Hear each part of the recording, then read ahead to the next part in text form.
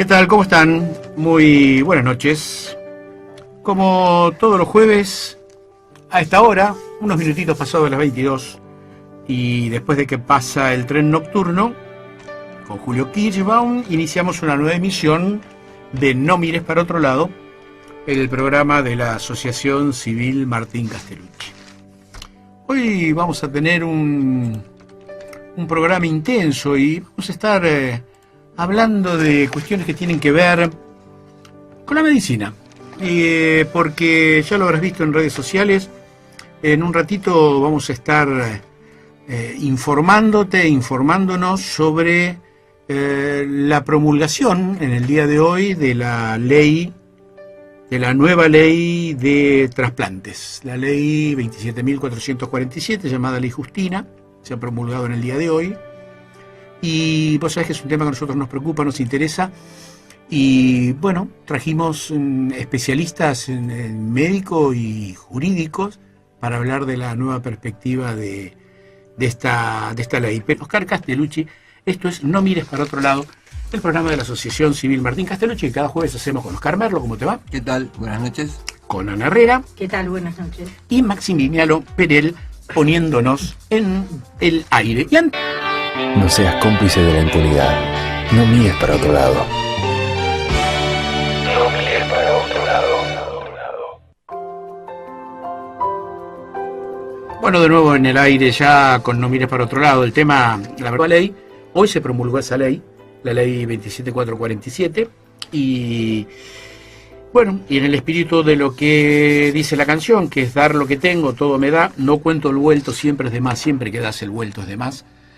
Tenemos la absoluta certeza de eso. Bueno, queremos hablar y ver qué es esta nueva ley que se sancionó hace muy poquito por unanimidad en senadores y diputados. Se llama Ley Justina, es en homenaje a una chiquita de 12 años, Justina justamente, Locane, que no llegó a sobrevivir para recibir el órgano, y la lucha de sus papás, junto con el resto de la comunidad, y esta vez el mundo político funcionó en esa misma dirección, permitieron la sanción de esta ley, que queremos saber bien de qué se trata, porque cambia algo sustancial. Estamos, te decía, con Adriana Fariña, y a ella le preguntamos primero en qué se diferencia esta ley, qué es lo sustancial que diferencia esta ley de la anterior vigente respecto de la donación. ¿Qué tal, Oscar? Bueno, en realidad lo que diferencia esta ley de la anterior que teníamos es el testimonio que se le preguntaba a la familia. En la ley anterior nosotros teníamos el consentimiento presunto, que está desde el año 2006, donde dice la ley que si no te expresaste en forma escrita por sí o por no, sos un donante presunto. Pero también ese artículo de la ley, o en una parte de la ley, decía que había que pedirle a la familia el testimonio de la última voluntad del donante. Lo que cambia ahora es que ese testimonio no se va a pedir más. O sea, es la persona que en vida dijo que sí o dijo que no, y si no se expresó en forma afirmativa o negativa, va a ser un donante presunto, o sea, va a ser un donante. O sea, eso es lo que cambia sustancialmente en esta modificación. No es una modificación, es una derogación de la ley anterior, y esta es una ley nueva. Una ley nueva, sí, efectivamente tiene número, no es una modificación. No. Mariela Salomé Basile es asesora legal del Instituto del Trasplante, y además es miembro del Comité de Bioética de la Sociedad Argentina de Nefrología, y nos va a dar una mirada más jurídica. Me llamó la atención que esta ley establece sanciones, incluso modifica aspectos del Código Penal, respecto de sanciones explícitas respecto al no cumplimiento. Efectivamente, buenas noches a todos. La ley sustancialmente, como bien dijo Adriana, cambia sustancialmente el no recabar el testimonio de la voluntad de la familia, y que a mí me gustaría marcarlo un poquito desde la primera ley de trasplante, cómo ha ido de algún modo siendo una graduación en la participación de la familia. En aquella primera ley del año 93 había un pedido de autorización de la familia, luego con la modificación, como bien manifestó la doctora Fariña, hay un pedido a la familia de cuál era el último testimonio, en tanto y en cuanto no se hubieran manifestado por la afirmativa y la negativa, y en esta nueva ley que deroga la anterior, directamente la familia ya no ni siquiera se les pide el último testimonio de la voluntad, lo cual no significa que el profesional que inicie el proceso de donación no le va a informar a la familia. Y esto hay que dejarlo claro para toda la ciudadanía, que la familia claramente va a seguir siendo informada de todos los aspectos que conllevan a la donación de órganos, que me parece importante. En cuanto a las sanciones, la ley anterior también tenía sanciones, es decir, no hay una modificación sustancial. Podremos ver algunas graduaciones diferentes en las penas, pero la ley anterior también tenía sanciones de tipo administrativo y también de índole penal respecto de aquellos médicos que incumplieran con aspectos que están claramente regulados en la ley, no solo en lo que se refiere a los actos médicos, sino también con los cumplimientos en cuanto a requisitos que deben tener los establecimientos donde se llevan a cabo estas prácticas, tanto de donación como de implante. Bueno, Ana Herrera, se nos sale la vaina por preguntar, pero tenemos que hacer la pausa, son ya y 30. Vamos a volver con su pregunta. Estamos charlando con Adriana Fariña, que es la directora, una de las dos directoras, con la doctora Viviana Cabezas del Instituto del Trasplante, y María Salomé Basile, asesora legal y que nos va a dar la mirada más técnica de esta novedad. Ahora todos somos donantes, salvo que expresemos en sentido contrario el deseo de no serlo. Y esto es un cambio muy, muy grande, del cual vamos a seguir charlando cuando volvamos de la pausa. Tenía un bloqueo para acercarme a abuelas por una cuestión de culpa. Era como un postergar, como decir, bueno, ahora no, más adelante. Me llamaban de abuelas para que me acerque, bueno, sí, ya voy a ir, y bueno, iban pasando los días. Uno siempre está con ese temor a lo nuevo, con ese temor a lo desconocido. Una familiar me dijo que yo no era hijo biológico de quienes me habían criado. Estaba buscando mi verdadera historia. Saber realmente quién sos es algo que hay que transitarlo, ¿no? Pero que lo tenés que hacer. Hay que animarse a encontrarse con ese amor que espera hace tanto. Si naciste entre 1975 y 1980 y crees que podés ser hijo de desaparecidos, comunicate con Abuelas de Plaza de Mayo.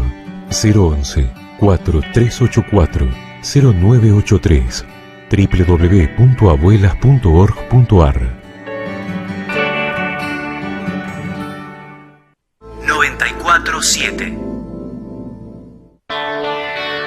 No seas cómplice de la impunidad. No mires para otro lado. No mires para otro lado. Y en el aire ya la segunda parte de No mires para otro lado. Como cada jueves escuchamos el spot de Abuelas de Plaza de Mayo. Si tenés dudas de tu identidad o si pensás que alguien puede ser hijo de desaparecidos, contactate con ellas porque solo la verdad te hace libre. Sí, comunicate al 011-4384-0983.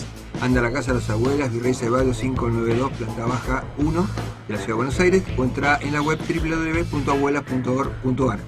Gracias, Merlo, y habíamos quedado antes de la pausa en el diálogo que estamos manteniendo con Adriana Fariña, la doctora Adriana Fariña y la doctora María Salomé Basile, sobre el tema de la nueva ley que rige y que modifica el régimen de donación de órganos. Te decíamos que Ana Herrera quería hacer una pregunta, así que va a hacer una pregunta y nosotros nos vamos a retirar del programa porque conocemos las preguntas. No, es una pregunta corta. Una persona manifestó que no quiere ser donante. Si arrimás el micrófono. Una persona mejor. manifestó que no quiere ser donante y después la familia, llegado el momento, dice que le había evidenciado que sí, que había cambiado de idea. ¿Podría ser no aceptar?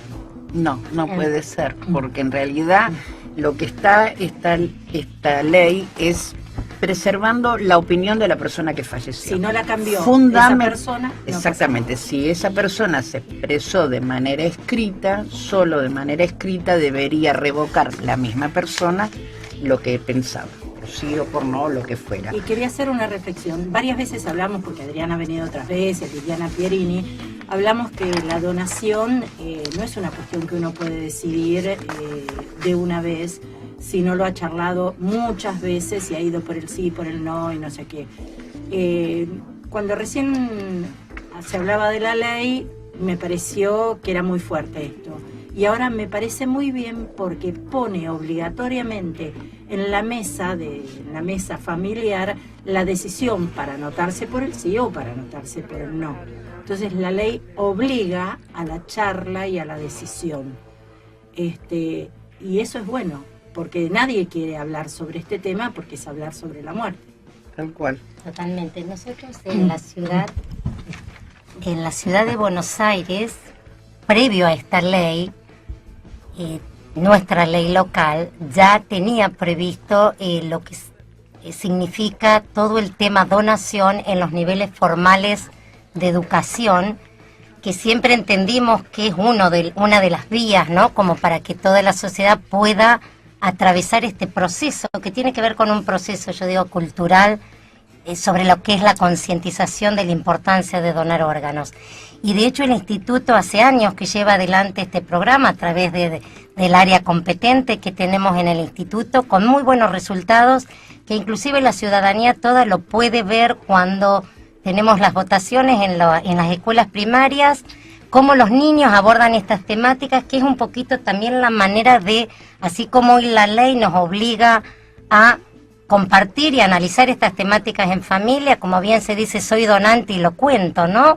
La importancia que tiene es la manera justamente de ir replicando estas temáticas como para que toda la ciudadanía tenga una conciencia plena sobre este Sí, yo creo que el cambio cultural más importante y sobre lo que hay que trabajar es esta idea que ustedes llevan adelante del instituto.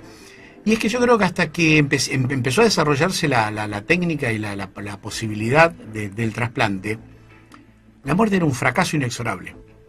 En cambio, yo creo que hay un cambio cultural que es tan profundo, que viene de la historia del hombre, digamos, en que morir era el fin, y yo creo que el trasplante lo que abre es una ventana a una esperanza, a que después de ese fin hay una posibilidad de algo. Me parece que sobre esto, ¿no? Y creo que ustedes trabajan, y esto me parece que es el eje. Sí, y es importante hacer mención a esto, porque a veces la gente tiene esta fantasía de que me van a dejar, no me van a atender porque soy donante. Y en realidad uno siempre explica desde lo médico, que uno está formado, inclusive a veces, creo que los médicos exageramos, a veces decimos, se nos murió un paciente como si fuera una cosa muy propia y muy personal, cuando en realidad por ahí es inexorable, por más que uno haya hecho todos los tratamientos adecuados. Pero esto también le da una vuelta de rosca al médico, porque uno lo vive a veces como un fracaso, el no poder ayudar a una persona. Y esto también entonces te da esa posibilidad de sentir que estás ayudando a otros. O sea que para los médicos también es importante esto que vos mencionás. Es pensar que, bueno, tras el fracaso del tratamiento o el no poder recuperar una persona, bueno, vos estás tratando a otras 6, 7, 5 personas más. Y eso también es sanador para los médicos. Sí, me gustaría que abordemos una cuestión que cada vez que tocamos este tema lo abordamos y creo que nunca alcanzará y nunca vamos a dejar de hacerlo.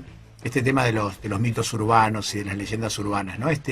Yo leí algunos comentarios, por ejemplo, no sé, en foros futbolísticos, apenas se sancionó esta nueva ley, aquellos que, bueno, atravesados por estos mitos y por estas mentiras y estas falacias, dicen, bueno, ahora se desata una casa de órganos, a partir de este momento estamos todos obligados, nos van a descuartizar.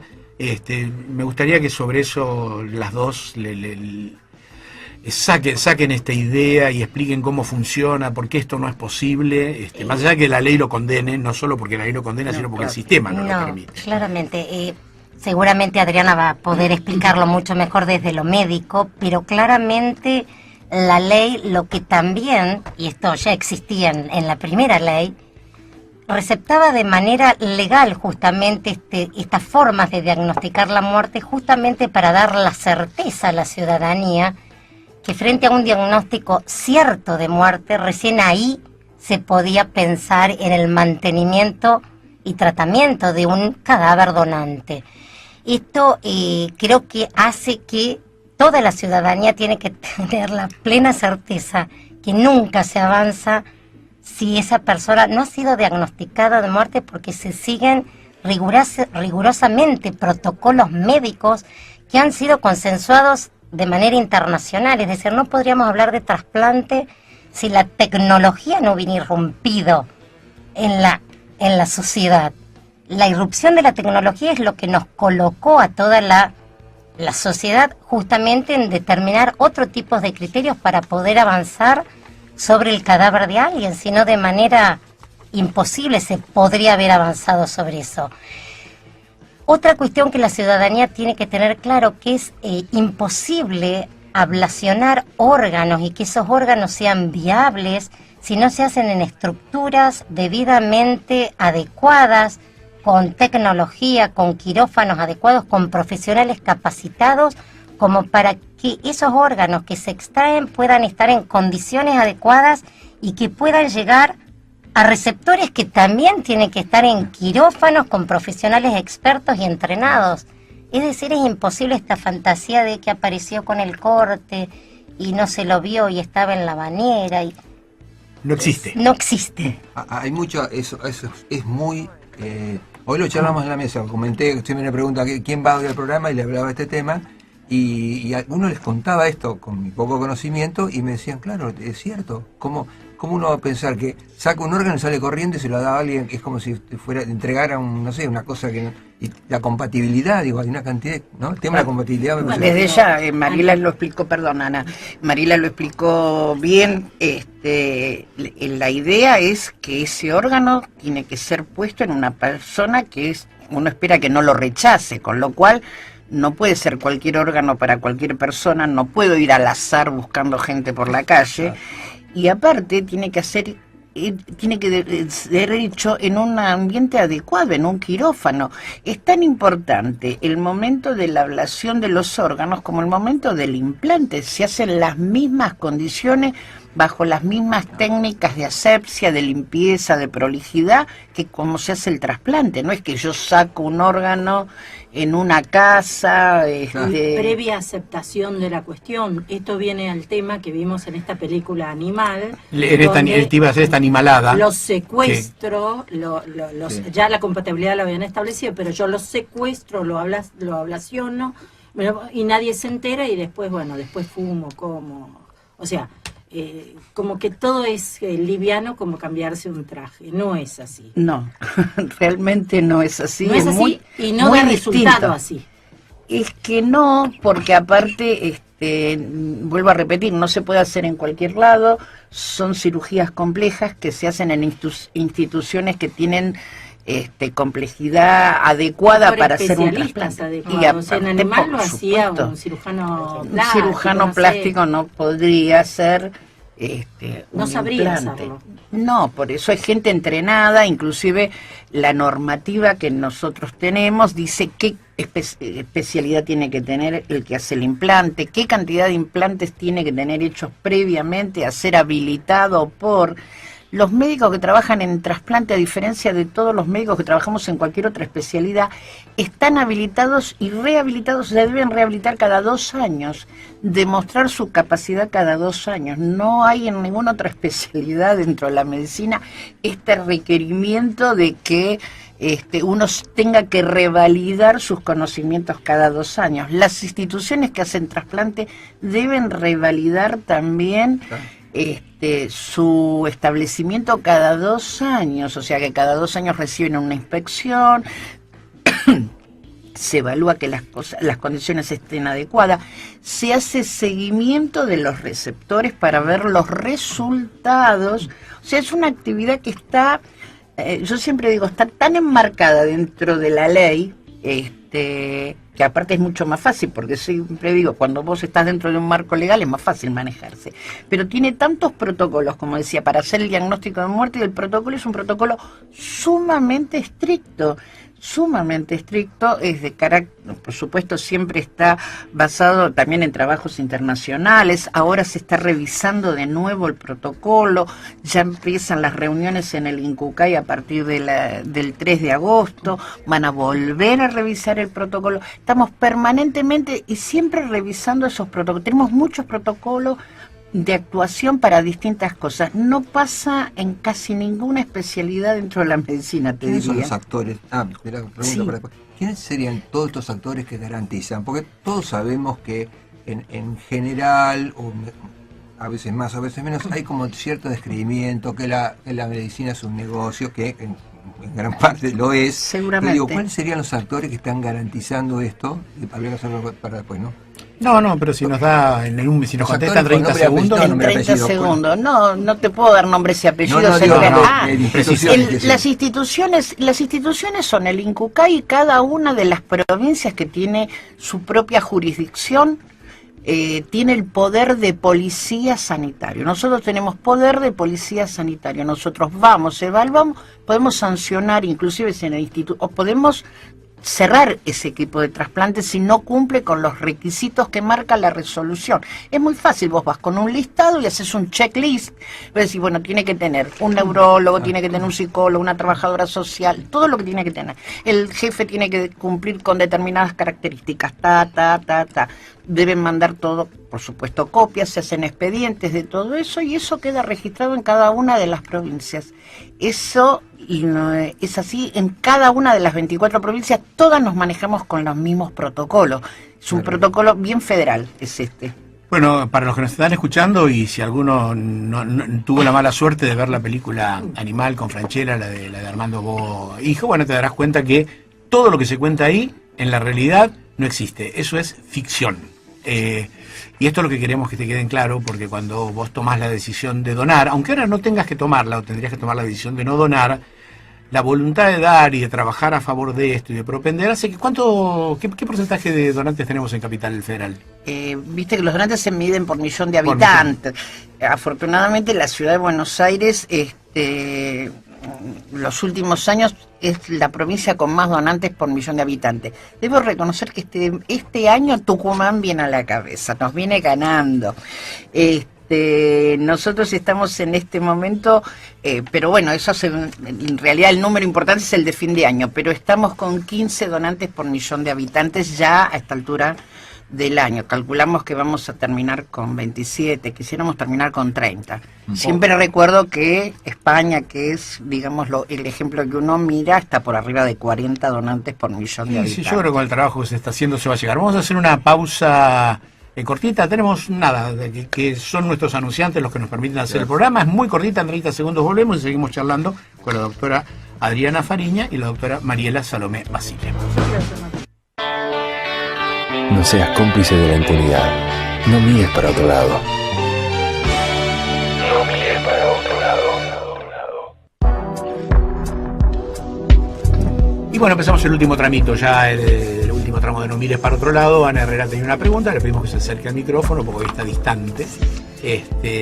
Bueno, queremos saber de qué se trata. Hay un artículo de la ley que posiblemente estuviera en la otra que dice que todo especialista o todo médico que certifique la muerte de una persona está obligada a iniciar el proceso de donación, llamando al INCUCAI Entonces, quería que nos diferencies las personas que mueren en instituciones y por muerte cerebral de aquellos otros casos que por ahí la gente piensa que porque no mueren en esas condiciones no podrían donar nada, cuando sí pueden donar, porque es interesante, yo lo fui aprendiendo con el tiempo, ¿no?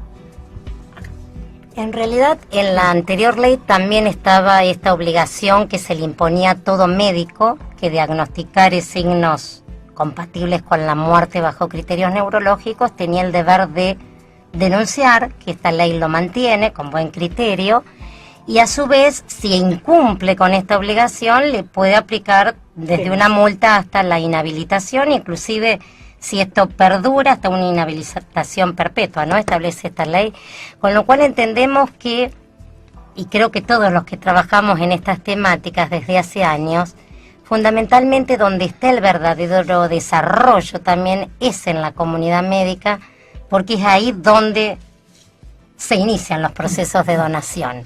Es muy importante, yo digo, en simultáneo el desarrollo en los establecimientos y también la concientización de toda la población, porque más allá de este precepto que hoy somos todos donantes si no nos manifestamos por la negativa, es genial que todos nos manifestemos por la positiva también, porque también la ley nos obliga a ir a registros y a canales habilitados para verificar cuál era la voluntad del fallecido. Entonces, mucho mejor si cada vez tenemos más afirmativas registradas. ¿Se va a sostener el registro del que quiere ser donante? O sea, sí, más allá que tiene que expresar el que no quiere, el que se va a mantener. Sí, los dos registros se van a mantener y en la ley está en uno de sus artículos, que ahora no recuerdo bien qué número de artículo es, cuáles son los canales por los cuales uno puede expresar su voluntad, ¿no es cierto?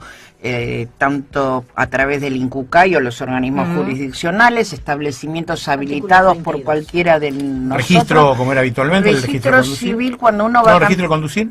No, el registro de conducir no. La Ciudad de Buenos Aires hace rato que el registro de conducir no es válido, porque en realidad nosotros creemos que, y bueno, obviamente cuando uno está bien informado es cuando uno toma las decisiones correctas, ¿no es cierto? Porque es difícil tomar una decisión de algo que uno no sabe. Y la verdad que lo que nosotros veíamos en los registros civiles es que se hacía una pregunta administrativa, en un momento en que la gente por ahí necesitaba hacer consultas o evacuar dudas, etcétera. Entonces nos pareció que no era un procedimiento, no es un trámite administrativo más. Entiendo que el que quiere decidir por sí o por no debe estar bien informado, y está bien que así sea, y entonces se sacó hace años ya lo del registro civil. No está en la ley ahora el registro civil, sí el DNI, pero hay que pedir que si uno quiere ser donante o no donante. O sea, la persona que va a cambiar su documento tiene que pedir en el registro civil. Tampoco se va a hacer como una pregunta administrativa cuando uno hace el cambio de documento, porque no es así como funciona bien, ¿no?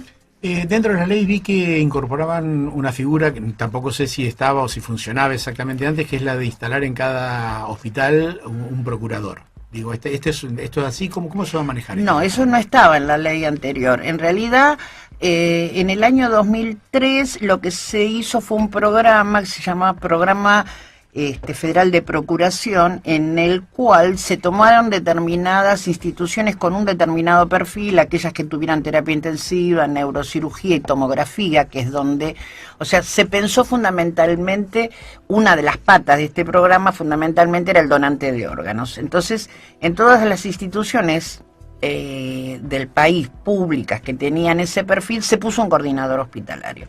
Eso permitió pasar de 6 donantes por millón de habitantes a llegar a casi a 15 donantes por millón de habitantes. Quiere decir que cuando dentro de la institución hay un profesional capacitado para identificar estos posibles donantes, la cosa mejora.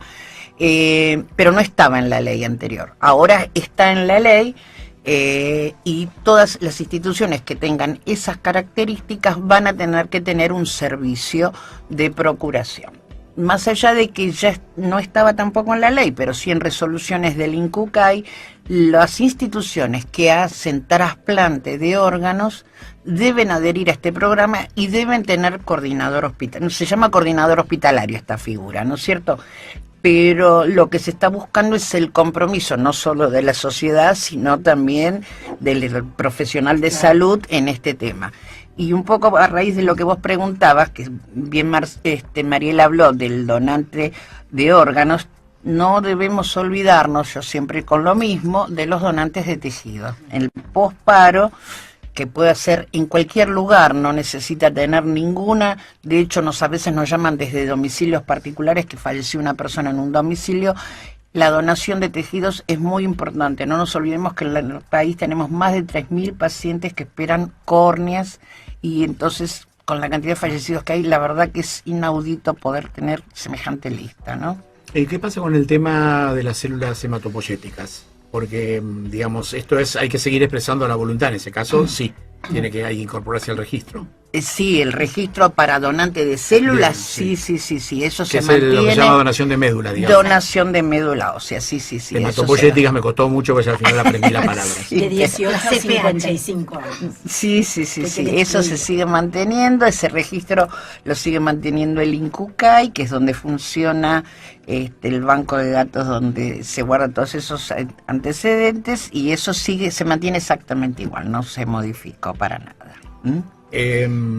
Antes de rematar el programa, sí, paso el chivo. Perdón, está tan entusiasmado en la charla que me olvidé. La Asociación Martín Castellucci es una asociación que además es solidaria y está apoyando una campaña, Donar tu ropa y juguetes en buen estado, que están llevando adelante los vecinos solidarios Padre Mujica.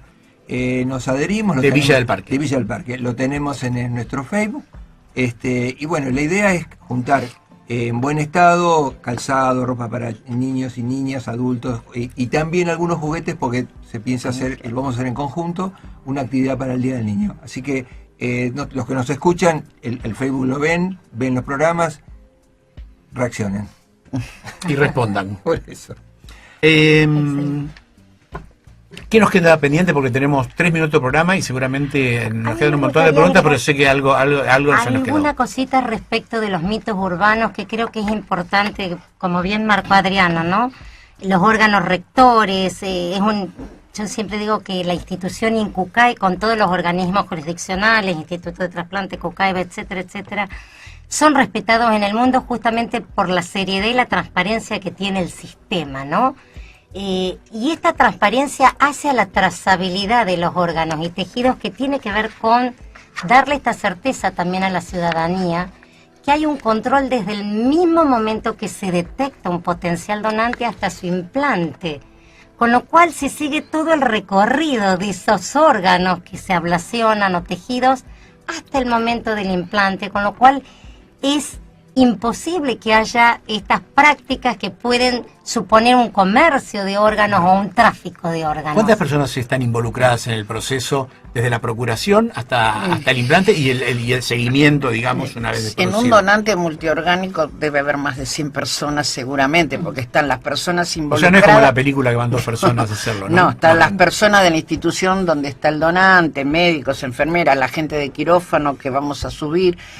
Cada órgano que es apto para trasplante va a ser ablacionado por el equipo que luego lo va a implantar, con lo cual puede estar, y cada equipo son más o menos entre cirujanos e instrumentadoras no menos de 4 personas, entonces tenés 4 personas que vienen por cardíaco, 4 de pulmón, el riñón. O sea, a veces somos más de 20 personas adentro, más de 20 personas, sí, adentro de quirófano, la gente de los laboratorios, bueno, nada, es muchísima la gente que está involucrada. ¿Hay alguna instancia de gente que recibió órganos que participa en alguna instancia, no científica de esto, pero de acompañamiento, de difusión? Ah, sí, no fuera de un proceso de donación. Claro. Sí, claro, por Algo supuesto. Nosotros estimulamos la participación tanto de donantes como de receptores a trabajar con nosotros, porque nos parece que aparte el que vive la situación es la persona que mejor puede transmitir qué es lo que se siente ser donante o qué es lo que siente el receptor. Se trabaja, por supuesto, con ONGs de pacientes, con familiares de donantes. Siempre es enriquecedor y aparte de transmitir la experiencia de cada uno, siempre está bueno, y creo que aclara mucho más de lo que uno pueda decir, ¿no es cierto? Cuando lo cuenta alguien que le pasó. Eso es fundamental. Bueno, y se nos acabó el programa, se acabó nuestra charla. Ana Herrera se quedó con ganas de que tenía una pregunta más, pero no. Una más, me dice nuestro operador, que nos deja. No, dice. Iba a preguntar qué término hay entre la ablación por ejemplo, de las válvulas y el implante. ¿Hay un término o se pueden guardar por un tiempo? No sé cómo se expresa. Sí, las válvulas cardíacas se conservan en nitrógeno líquido y pueden durar en el banco hasta 10 años. Ese es el plazo que más o menos se estipula. En general se utilizan mucho antes, no están 10 años, porque bueno, son requeridas para trastornos valvulares de muchos pacientes, con lo cual, sobre todo en los casos de chicos, en general se usan mucho antes de los 10 años, pero pueden durar hasta 10 años, es, digamos, el tejido que más dura. Ahora sí, bueno, le agradecemos mucho a la doctora Adriana Fariña, que es la directora, te dijimos, del Instituto de Trasplante de la Ciudad de Buenos Aires, a la doctora Mariela Salomé Basile, que es la asesora legal del instituto, y te quiero pedir una disculpa porque cometimos un error. En el anuncio del programa pusimos un cartelito que dice: en Argentina más de 11.000 personas esperan un trasplante. Su única oportunidad somos todos nosotros, vos, yo, los que están escuchando, y nos equivocamos porque en los datos actualizados tenemos casi 8.000 pacientes que están esperando en la lista del INCUCAI. Hay 3.000 que están esperando trasplante de tejidos y 3.000 que están esperando un trasplante de córnea. Eso me da como 14.000. Hay como... No, 8.000 de órganos, a ver qué leíste. Leí 8.000 de órganos. Y 3.000 de córneas. Y ahí... Entonces es que hay un error, porque dice además 2.900 de tejido y 3.000 de córneas. Exageró, entonces estaba bien la información que pusimos. Sí, bueno, 11.000. Entonces, mira, hay 11.000 personas, estaba bien lo que pusimos, no nos disculpes de nada, esperen un trasplante. Su única oportunidad, sos vos, somos nosotros, son los tipos que están escuchando. Igual ahora tenés que decir que sí, nunca digas que no a esto, porque como decía la canción que pasamos hoy, dar es dar, y cuando das, siempre recibís más de lo que das. Hasta el jueves que viene, en otra emisión de No Mires para Otro Lado. Chau, chau.